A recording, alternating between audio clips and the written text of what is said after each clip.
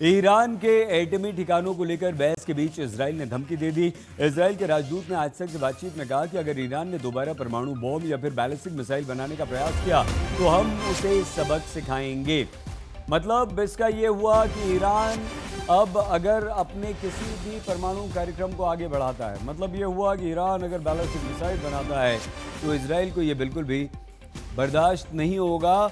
और इजराइल साफ कह रहा है कि अगर ऐसा हुआ तो हम हमला फिर से करेंगे। और ईरान के राजदूत ने आज तक से बातचीत में ये बात कही।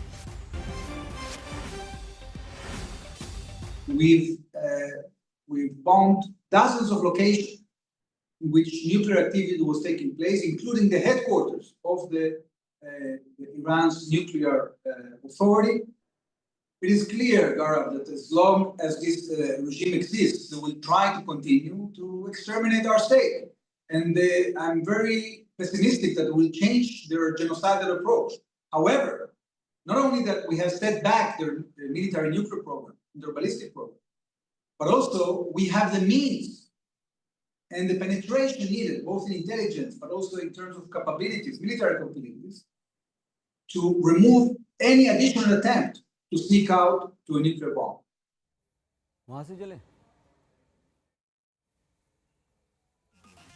आइए हम आपको हमारे साथी, हमारे संवाददाता सुमित चौधरी के पास इस समय लिए चलते हैं। सुमित, इजरायली राजदूत का ये जो बयान है, क्या ईरान तो इस पर रुकेगा नहीं? वो तो मिसाइल भी बनाएगा, बैलिस्टिक मिसाइल भी बनाएगा और उसके अलावा परमाणु कार्यक्रम को भी जारी रखेगा। हम आपसे बात करते हैं, लेकिन उससे पहले बता दें कि ईरान के जिन परमाणु ठिकानों पर सारी दुनिया की निगाहें टिकी हैं, जिन्हें लेकर प्रश्न उठाए जा रहे हैं, उनकी ताज़ा सैटेलाइट तस्वीरें सामने आ गई हैं।